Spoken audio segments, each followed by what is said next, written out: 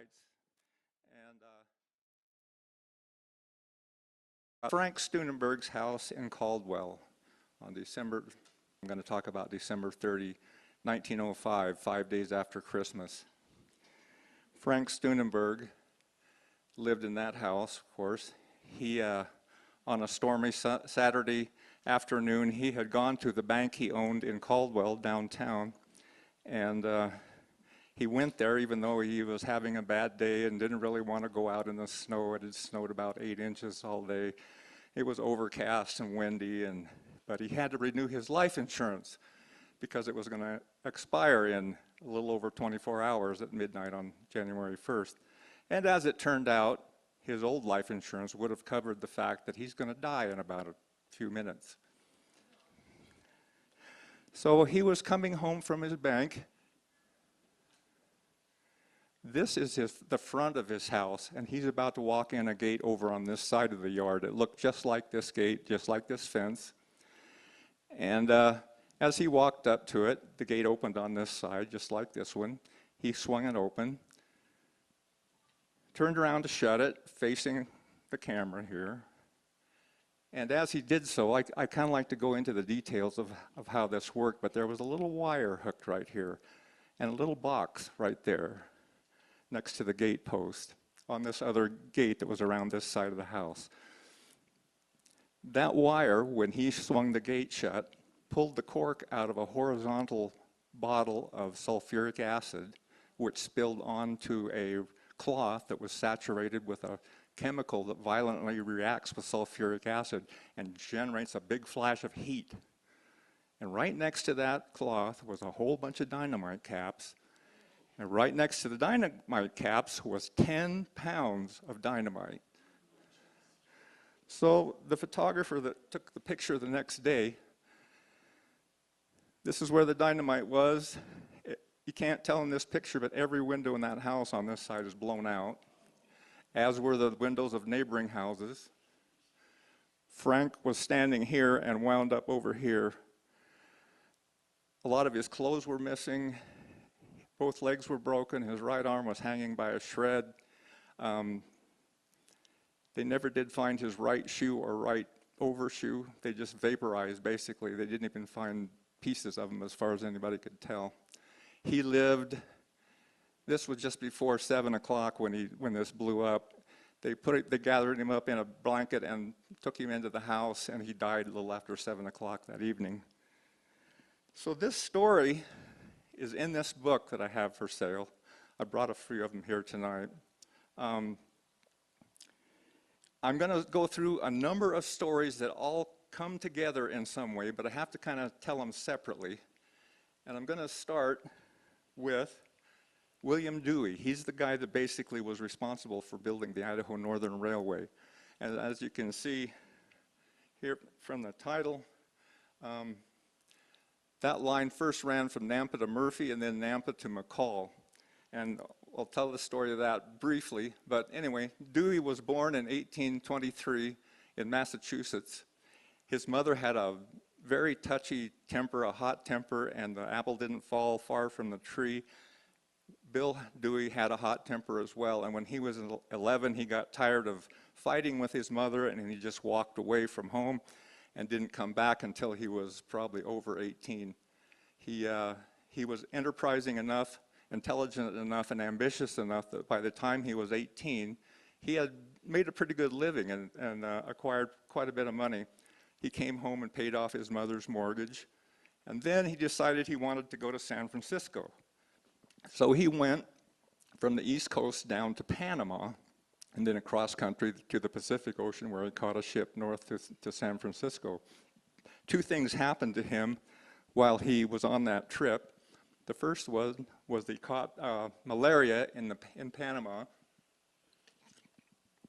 That plagued him off and on the rest of his life. And the other one was he met Pete Donnelly, and he became really close friends with Donnelly, and they went into business at various times over the next few years.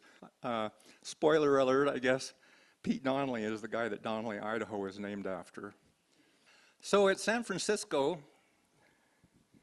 Dewey went into the construction business with Michael Jordan. Oh, sorry. Not this Michael Jordan. This Michael Jordan. Although this is not really a picture of him, I don't think one exists. But he probably looked something like this. So that very year that he came to San Francisco, there was a big gold strike in the Boise Basin. If you're not familiar with the Boise Basin, this is a present-day map. The Boise Basin is up here around Idaho City and Placerville in this area right here. And in '62, there was a big gold strike, and that area was one of the biggest gold-producing areas in the country for decades. So Mike Jordan got the idea that he should go check out this gold strike up there and see if there was any other places where he could make his fortune. And so he left Dewey behind to take care of the construction business and went up to check it out. And down here in the southwestern corner of what is now Idaho, along this little creek, which was later named Jordan Creek after Michael Jordan, and Jordan Valley is named after him too. Somewhere in here he struck gold, and he did well. So he contacted William Dewey in San Francisco and had him come up and join him. Soon started like another construction company and built roads, did well, but what really got him rich was investing in silver and gold and ruby claims in the Waihe Mountains. There was one, I think there were 2 rubies that weighed 500 pounds, and they became world famous and exhibited all over the world. People wanted to see them. So Pete Donnelly showed up there too. He had gone a separate way for a while, but he showed up, and he and Dewey established a town called Silver City, which of course is still there today. There was a town called Ruby City that was already established, but when they established Silver City, it was in a better location, and they promoted it more, so it kind of overshadowed Ruby City. I wanted to just kind of sidetrack here a little bit about the name Owyhee. It's an old spelling and pronunciation of Hawaii, and the reason these mountains are called that is because in the early 1800s, when a trapping expedition came through here, trapping beaver, there were a handful of Hawaiian guys that were along as part of this group, and they went off into these mountains, and they were never seen again. And so in honor of them, they named them the Owyhee Mountains for the Owyhee guys. And they named the Malheur River, which in French means bad luck or bad fortune. And there was a French guy that used to come to council about every year, and he told me, I can't believe that people would invest in the Malheur Credit Union or the Malheur Bank, because who'd want to invest your money in a bad luck credit union? So in 1863, the city of Boise was created. It was also the year that Idaho Territory was created. And as you probably know, the capital was in Lewiston at first, but it quickly moved down to Boise. And you can see Boise is located between this rich mining area and this rich mining area, plus it's on the Oregon Trail. So it was kind of a natural place to make a city. So Jordan and Dewey were getting rich down in here, and one day there was a call for volunteers to go fight Indians, and Dewey and Jordan flipped a coin, and Jordan won, quote unquote, and he went to fight Indians, and he never came back. So Dewey was on his own again. Sometime in here, Pete Donnelly also died. I don't know the details off the top of my head.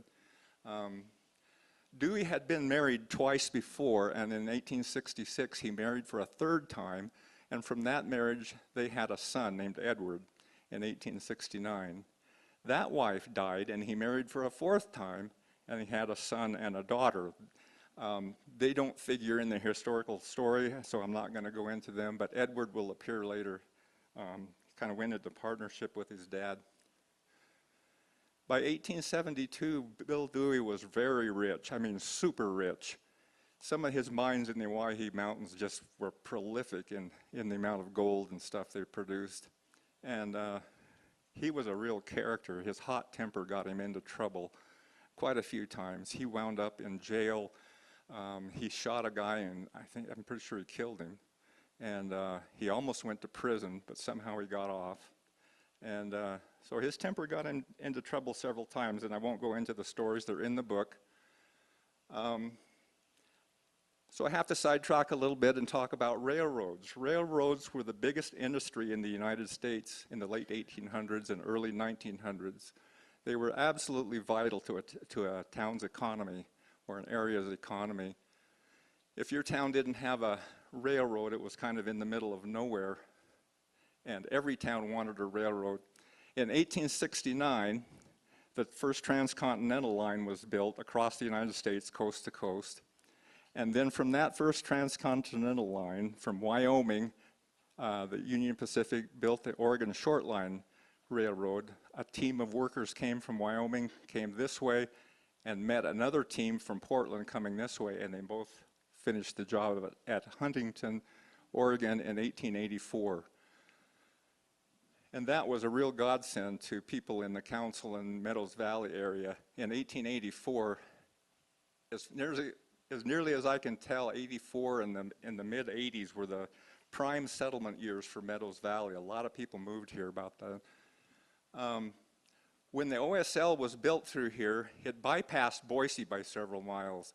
There were a couple of reasons for that. The railroad was up on the bench. They didn't want to go way down into the Boise River and make an awkward turn. You know, the Boise city fathers thought that was just nonsense, and they were really irritated for years that they were bypassed by the railroad. But as kind of a consolation prize in 1887, a rail line was built from Nampa to Boise.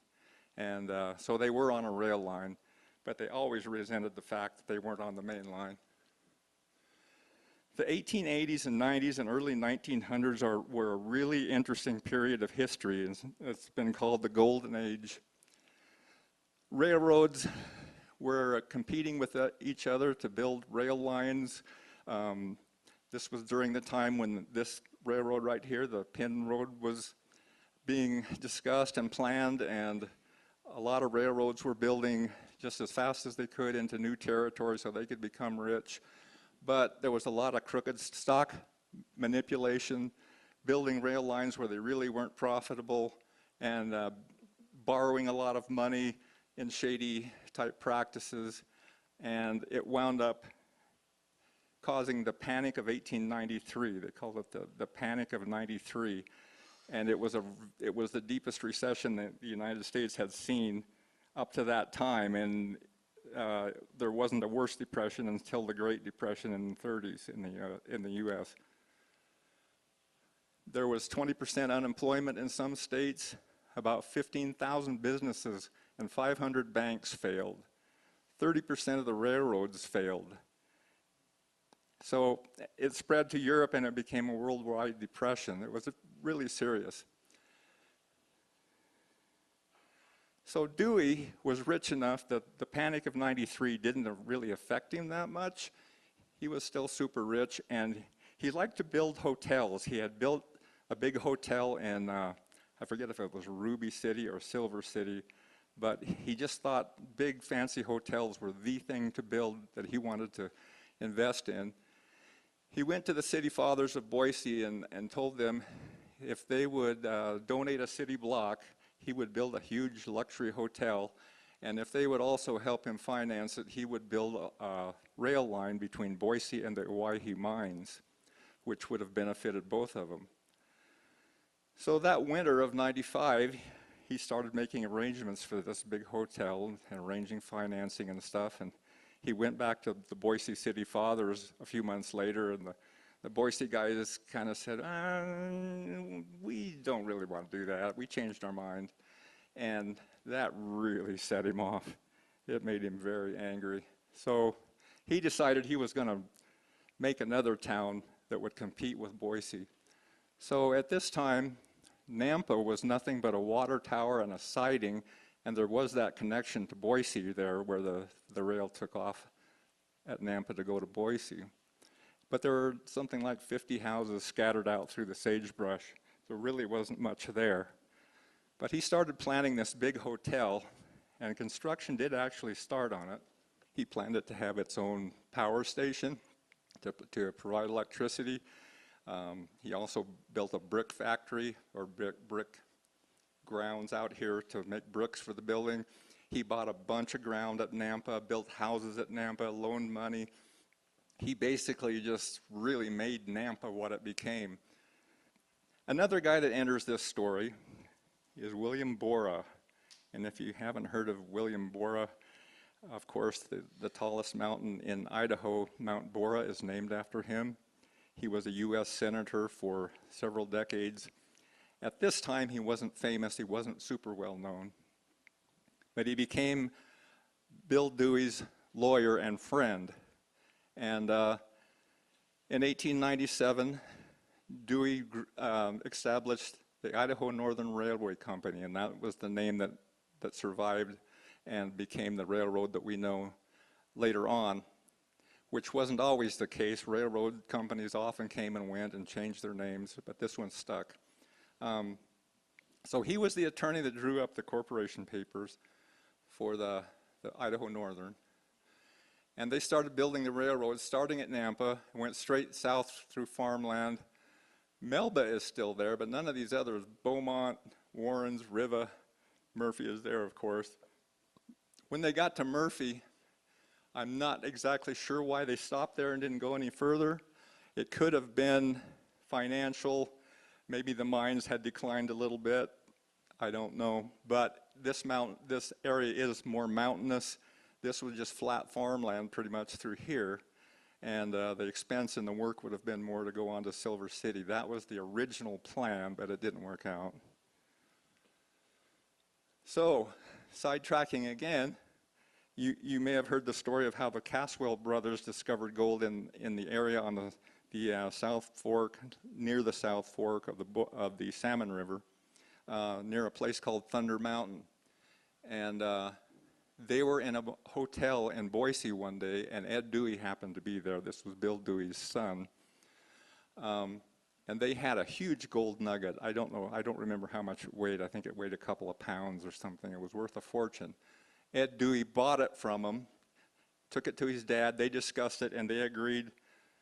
Long story short, they agreed to buy the Caswell claims in the Thunder Mountain area for $100,000, which in today's money would be like several $1 million. The Idaho Statesman published a picture of that check on the front of their newspaper, and that set off a wild gold rush to Thunder Mountain in 1902.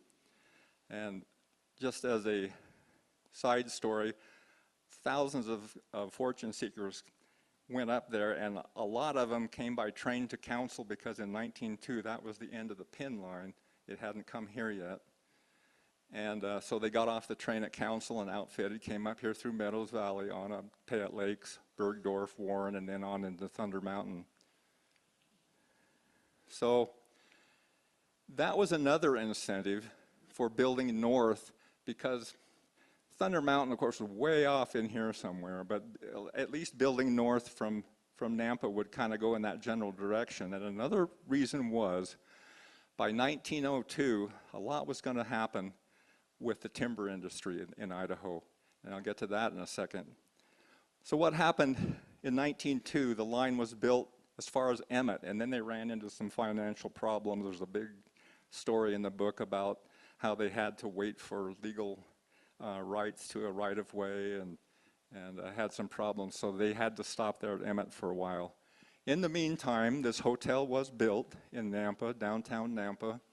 It was there until 1963, when the foundation became kind of crumbly and they tore it down after they salvaged a whole bunch of fixtures and stuff.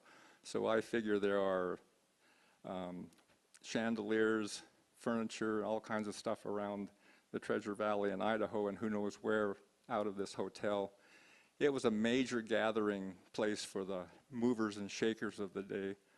People would come through Nampa, and the big shots, rich people would always stay there. There's one wall back on the back of this building that's still there today, if you know the right place on an alley in Nampa to go. There's one little piece of wall still standing as part of another building. So Bill Dewey died in 1903, just very shortly after this hotel was finished. So his son Ed took over the Dewey empire, so to speak. They had the railroad and the mines and everything. Now we'll sidetrack again to the timber industry, and this is kind of going to be the story about how the timber industry started in Idaho, especially this part of Idaho. When the Homestead Act first started, homesteaders could go out and cut as much timber as they wanted anywhere they wanted. In fact, timber companies could do the same thing, and they did. And they just logged the heck out of a bunch of places, and the federal government finally realized they were going to have to regulate this. So in 1878, they passed the Timber and Stone Act that said a homesteader could buy 160 acres for $2.50 an acre, but the timber on that land could only be used for that homestead, for use building buildings, whatever the homesteader needed on that land. However, the timber companies figured out that they could hire fake homesteaders to file on the land, and then they would buy the land from them for pretty cheap. And that started happening a lot. And today, as we'll get to later, it's really unclear how much of the timber company that these timber companies acquired over the years were legal or not. And it was very illegal, and the federal government tried to crack down on them. But there was enough powerful men that opposed it that it just couldn't take traction. So Steunenberg was elected in November of 1896. He started his term in 1897. And when he came into office, a guy named Brown had been hired to survey the unclaimed timberland in the state so that the state could manage it and keep timber companies from just exploiting it and buying it all up or stealing it. Brown and Steunenberg became real chummy, and his buddy, Mr. Brown, conveniently missed a lot of the timberland in Idaho. He somehow accidentally didn't discover, didn't map it, whatever, and timber companies just continued to exploit that loophole and grabbed up a lot of timber land, including Steunenberg. When he got out of office in 1901, now what I'm about to tell you was never proven in court, although in court it was indicated that it was very likely. The only reason he wasn't indicted and maybe put in prison was because he was dead by the time this all came out. He borrowed a whole bunch of money from a mine owner named Amasa Campbell up in the Coeur d'Alene mining district, up around Kellogg, Wallace, all that area up there. And he used that money, allegedly, to hire fake homesteaders and pay them to file on the land and then buy their land from him and thereby illegally acquire timberland. So in 1902, Frederick Weyerhaeuser appears on the scene. And Steunenberg, Frederick Weyerhaeuser, and James Barber. Barber was what they called a captain of Frederick Weyerhaeuser's. He was an officer in Weyerhaeuser's company. So the link between Weyerhaeuser and Barber are not really clear to me, but they were very closely associated. They started the Barber Lumber Company in 1902, and they hired William Bora as their attorney, and that's going to be an important factor in the story to come, that he was their attorney. The Barber Lumber Company went up the Boise River a few miles and established a big sawmill, and they built the Barber Dam, which is still there today, and that's why it's named the Barber Dam after James Barber. And they started logging basically in the Boise Basin area. This is Frederick Weyerhaeuser. And that same year, he established the Payette Lumber and Manufacturing Company. Both companies were established in 1902, and how they were related, I don't know. They both had James Barber. Weyerhaeuser made his fortune when James Hill got the contract to build the Northern Pacific Railroad across the northern part of the U.S., and the government gave him millions of acres of land on either side of that right-of-way as an incentive for him to build the railroad and help him finance it. James Hill didn't know anything about the timber industry. He didn't know anything about logging. Weyerhaeuser did. He'd been logging back east and had experience. So he sold Weyerhaeuser 3 million acres of timber at a bargain price. And that's how Weyerhaeuser became rich.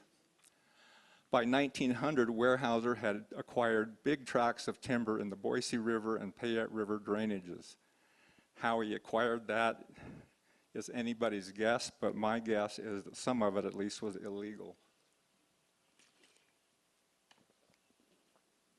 And I say that just because the practice was so rampant during that time. Again, this was during the Gilded Age when corruption was just, you know, I was going to say at that time, senators, U.S. senators, were still appointed by the state legislature. They weren't elected by the citizens of the state at that time. And whoever became senator depended pretty much on who paid the most to the legislature in a bribe. It was that corrupt, and it was fairly open. I mean, it was just corruption was rampant. So again, he established the Payette Lumber and Manufacturing Company in 1902, same year the Barber Lumber Company was created. And so I drew this little diagram here about how all these guys are connected. I'm going to get to the mining violence here shortly. But Mesa Campbell, again, was the mine owner. Steunenberg was governor, now ex-governor at this time we're going into. And the lumber guys, and Bora was connected to a lot of these guys as an attorney. The Secretary of Interior tried for years to prosecute people for timber fraud, and every time he tried, he would meet with opposition from these powerful men, these guys, and it got to the point where he just gave up. He didn't investigate any more timber fraud because he just couldn't get anywhere. This is a 1940s Metzger map, and the red areas outlined are Boise Payette Lumber Company land. The Wilkes brothers pretty much own all this now. But how much of this was acquired legally? It may never be known. And I'm not saying it was illegal, but a lot of illegality was going on. And this is just one little part of the map around here. I mean, there are millions of acres in this region. And on the old maps, a lot of places look just like this. So Weyerhaeuser, with his company, started logging along the Payette River. And since there wasn't a railroad up the drainage, he started floating logs down to the sawmill using the Payette River. And it wasn't really a big enough river to float logs very well. A lot of times logs would get washed out into a farmer's field, and these guys would drag it back across the field through the mud, making a big ditch through the farmer's field. And that didn't make the farmers happy. It was a dangerous thing to drive logs down that river. 4 people at least died during the couple of years that they tried to log up there without a railroad. One of the methods they used was to build a splash dam or a flush dam. This is one that was on the Payette River. I took this picture a few years ago, so it looked like this. I don't know what it looks like now, but probably something like that. They would build back up a big pond, fill it with logs, and then they would break open this dam, sometimes with dynamite, and a big flush of water would come down the river and take the logs with it. And that kind of worked, but it really didn't. They needed a railroad really badly. So going back to the original story of how Frank Steunenberg was killed, when Steunenberg was running for office in 1896, he was saying that he represented the working man. It was during that time of corruption when people in America were getting sick and tired of the golden age and all the corruption and the inequity and wealth and the working people being exploited. Steunenberg said he would stand on the side of the Union and not oppose them.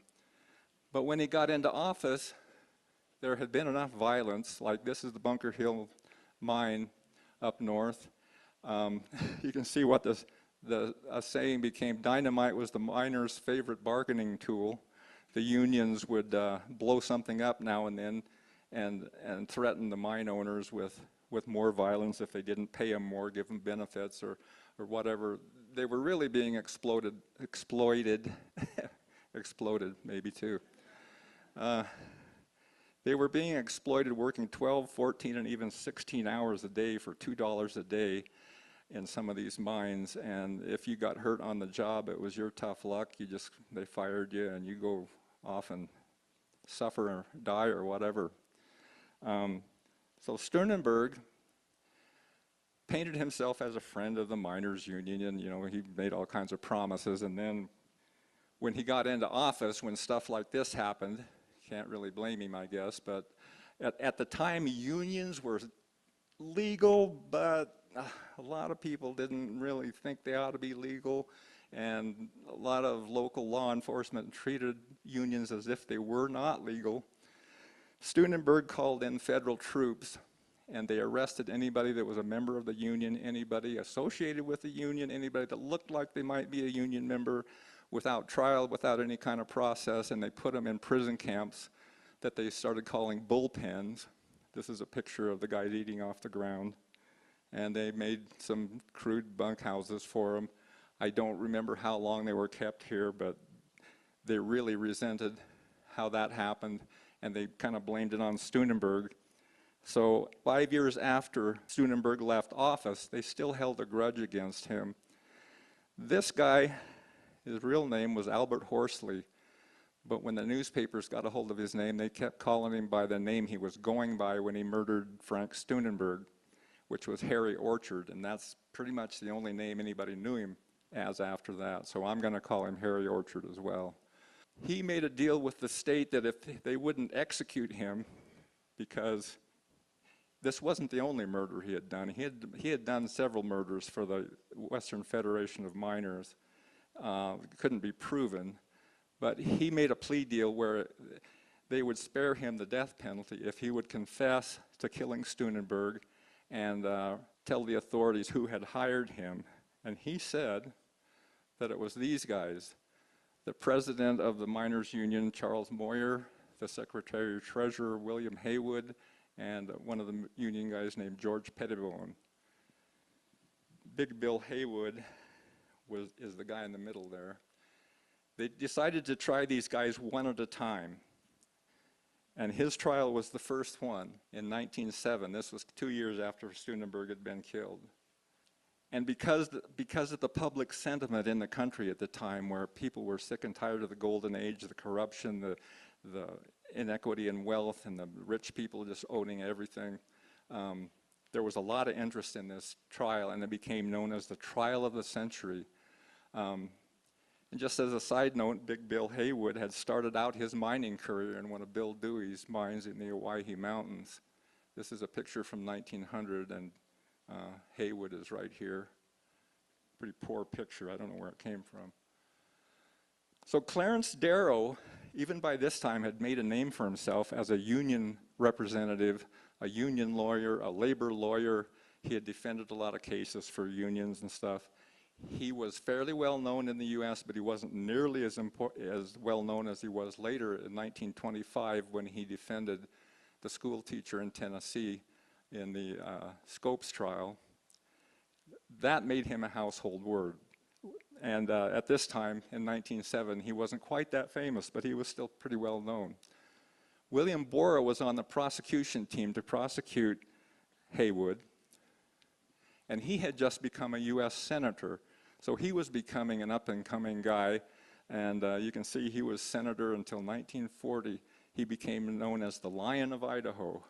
He was nationally famous. Of course, at this time, 1907, he was just getting started.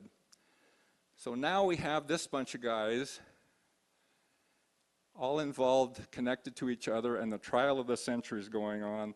Haywood is on trial. Again, the nation's mood was really against big business.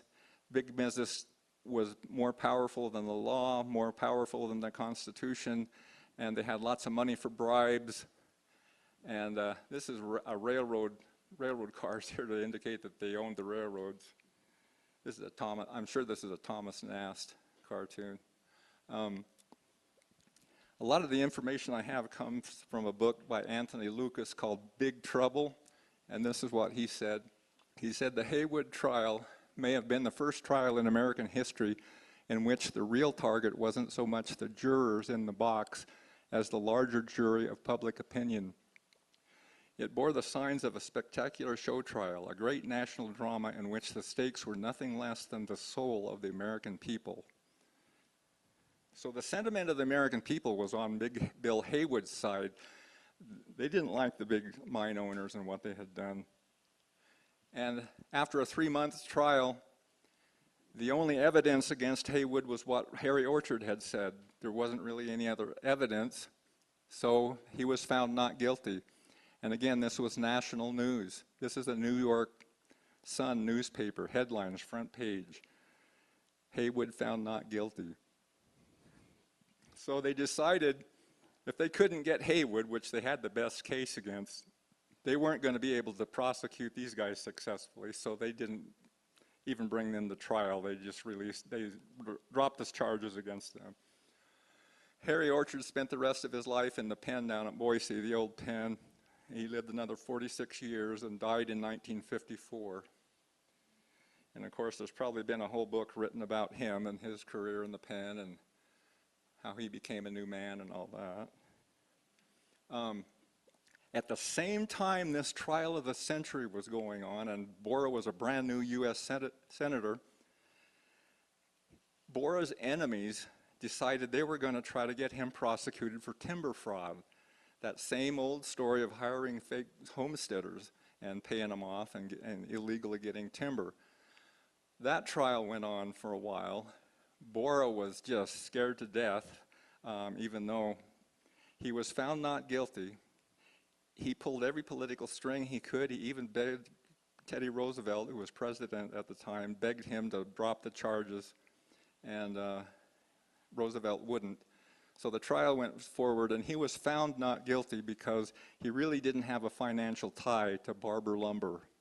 And Barber Lumber was the chief target of this indictment for timber fraud. And that trial against Barber Lumber went on for years. It went through appeals courts. And finally in 1912, the appeals court determined, and remember who founded the Barber Lumber Company? It was Steunenberg, Weyerhaeuser, and James Barber.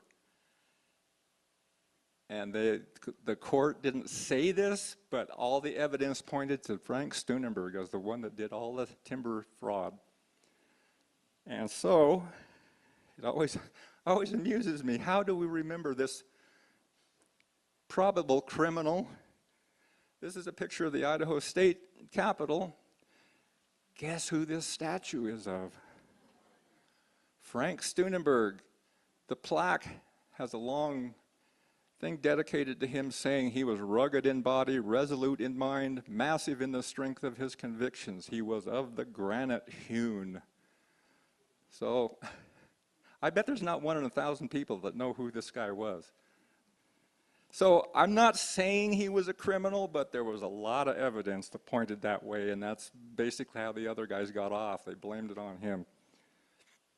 So the Idaho Northern Railway, let's go back to, they reached Emmett in 1902 and didn't go any further until 1911. There was a bunch of legal hurdles, land rights that took priority. So in 1911, they were finally able to build on north. They reached Cascade in 1913. Going up this river canyon was a difficult job, to say the least. It was steep, it was narrow. There were mudslides, snow slides, rock slides, which continued for years, which is one of the reasons the line eventually failed, because of all the maintenance it took. Anyway, they made it to Cascade in 1913, and it was the same old story, just like when the pin line came to Meadows Valley. They didn't go on to Meadows. They established this town where we're at right now because the railroad bought this land cheap, and then everybody had to come to the railroad. If they didn't, they were just out of the game. So Meadows dried up and came to New Meadows pretty much. When the railroad reached the new town of Cascade that the railroad created, there were 3 towns in that immediate area. This is Van Wyck. It was right in the middle of what is now Cascade Reservoir. This was the big school. The dam now is over on this ridge right here in the background. It looks to me like the reservoir must not be very deep, because that ridge It still sticks up pretty much. Also, a town called Crawford nearby, shown here, was another town that just dried up and had to go. They physically moved a lot of buildings. There was a company that actually specialized in moving buildings to the railroad because it was so common for the railroad to do that.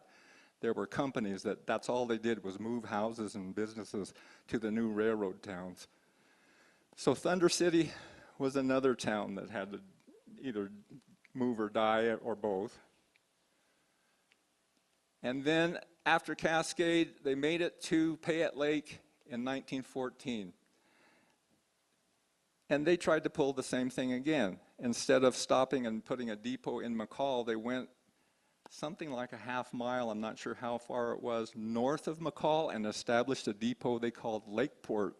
But McCall had enough wealthy people and influential people that they said, no, you're not going to do that, and they didn't back down, and the railroad finally did back down and moved the depot to McCall proper where it stayed.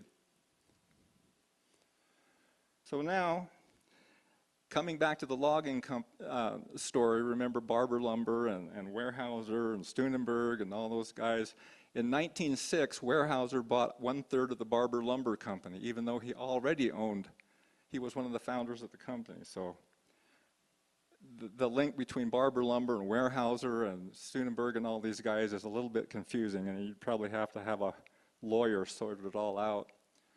So the Barber Lumber Company logged the Boise Basin for the most part until about 1913, when Barber Lumber merged with the Payette Lumber Company and became the Boise Payette Lumber Company.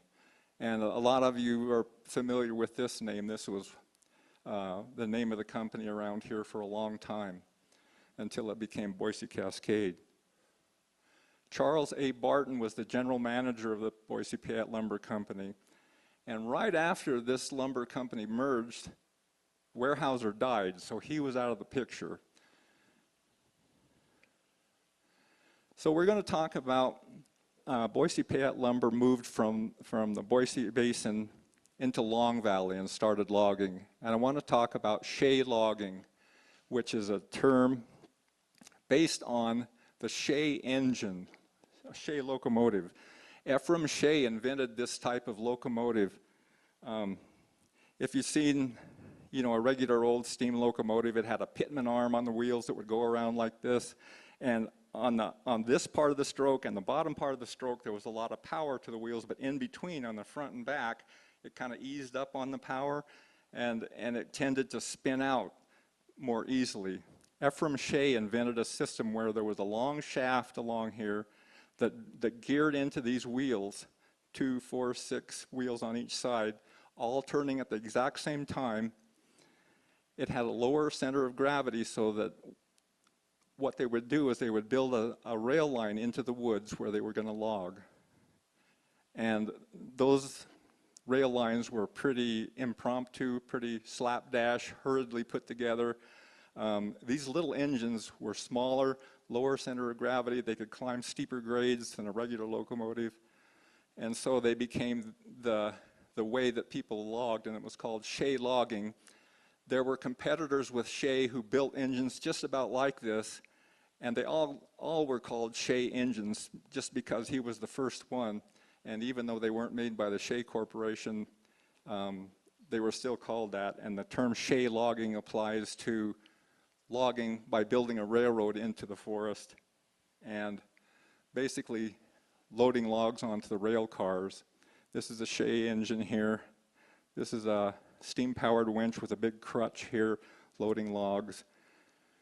So basically, it was pretty straightforward. They would build a line into the woods, log the area, skid the logs down with horses or log chutes or however they would get them down here, load them onto the trains, cars, and take them to the main line and then onto a sawmill.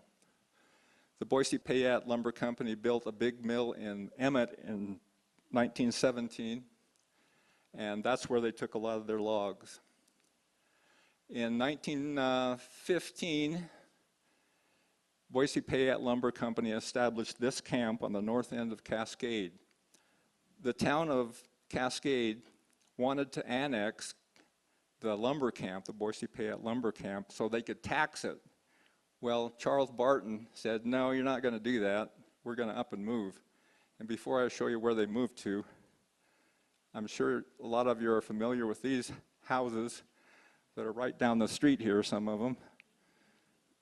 These were portable houses that when the company moved, they put them on train cars, and later on they would put them on trucks as well. But they were portable so that they could be moved. And in this case, in 1918, to avoid taxation, the company moved to a place called Cabarton, which was south of Cascade, right on the rail line. This is a picture of it. They were there from 1918 to 1936 when they moved on to another logging camp. The name Cabarton, as some of you probably know, was a combination of Charles A. Barton's initials and his last name, so it came out as Cabarton. In 1936, they moved to a new location named McGregor, named after the Boise Payette logging superintendent Edgar McGregor, and it was down here south of Donnelly. This is kind of an example of what I meant when the railroad would intentionally bypass a town. Here's Roseberry, a mile east of Donnelly. The railroad intentionally made a big curve over here to their new town where they owned the property. Roseberry was a major town in Long Valley at the time. It was the biggest town. But the railroad decided they were going to establish their own town. Again, this was named after Pete Donnelly, even though William Dewey had died years earlier.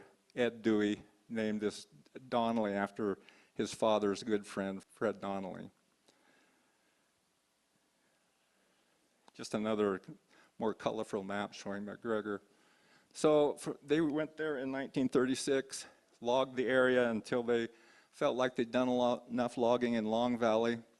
In 1939, they decided to move to Meadows Valley and Council Valley.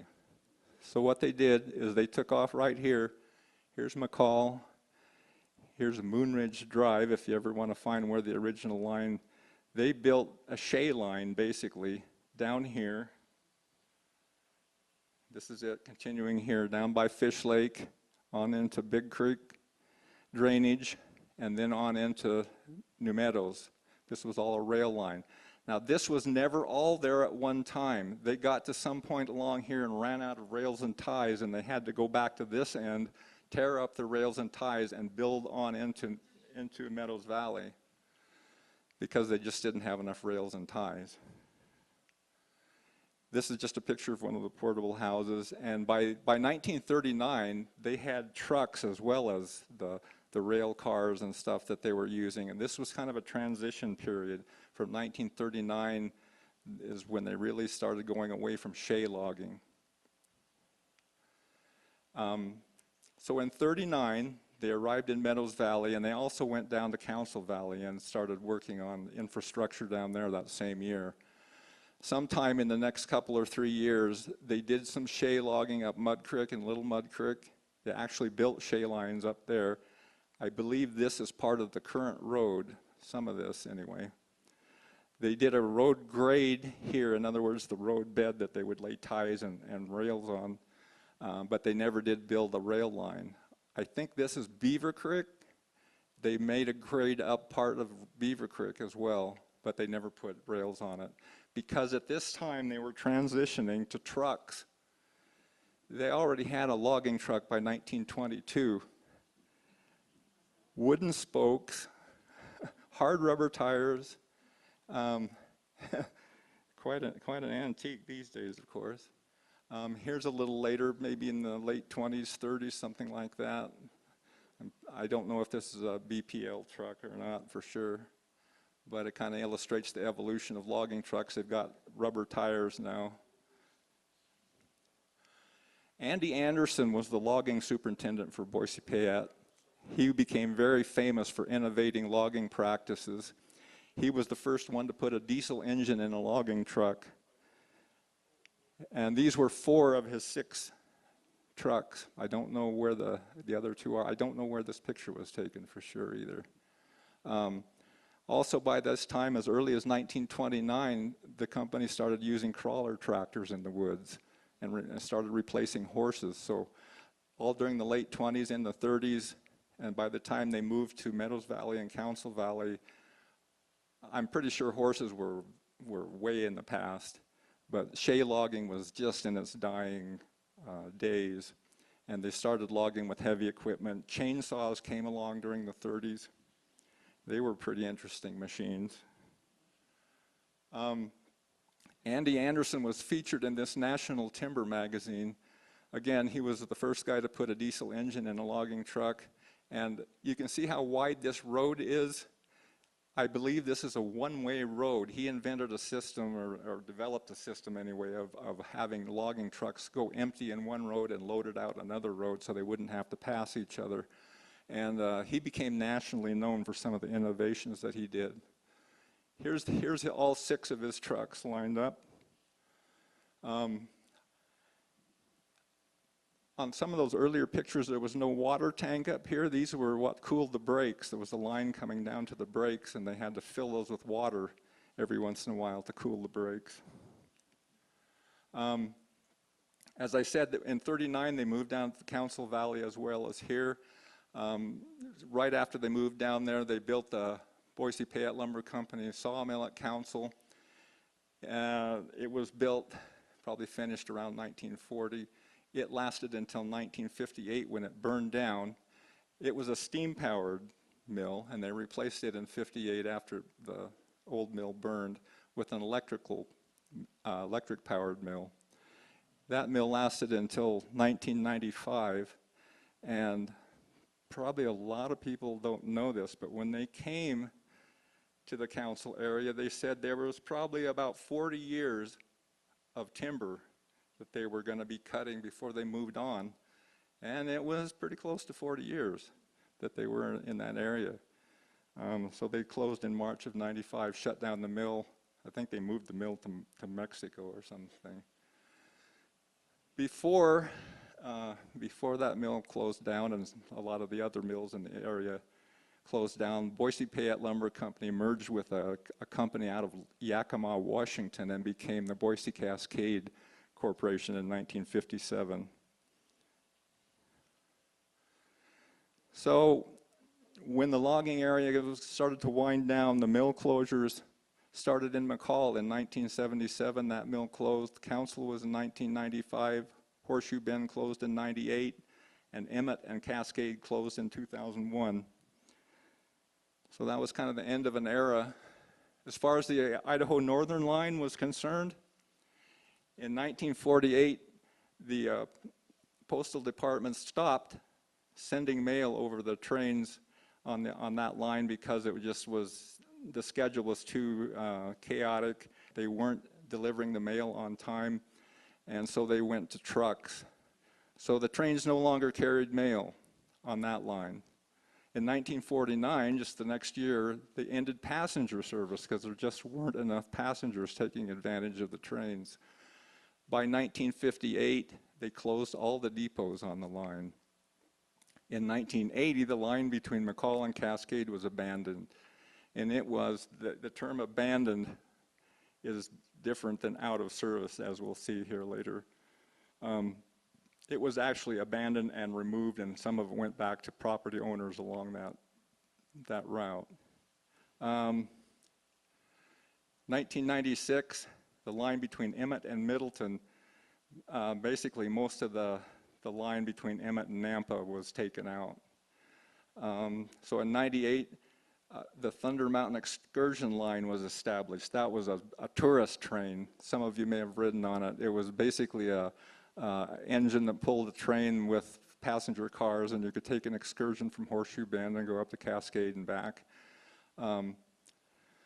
2001, all regular railroad operations stopped between Emmett and Cascade. The Thunder Mountain Excursion Line continued, but it stopped in 2016. It undoubtedly wasn't really making any money. It was a volunteer thing and a nonprofit. But that line between Emmett and Cascade, most or all of it is still intact, even though it's probably in really bad shape because of the mudslides, snow slides, rock slides. But it's classified as out of service. It's not abandoned. The railway still has rights to it. So that's the situation there. So that's about the end of my story. Any questions that I probably can't answer?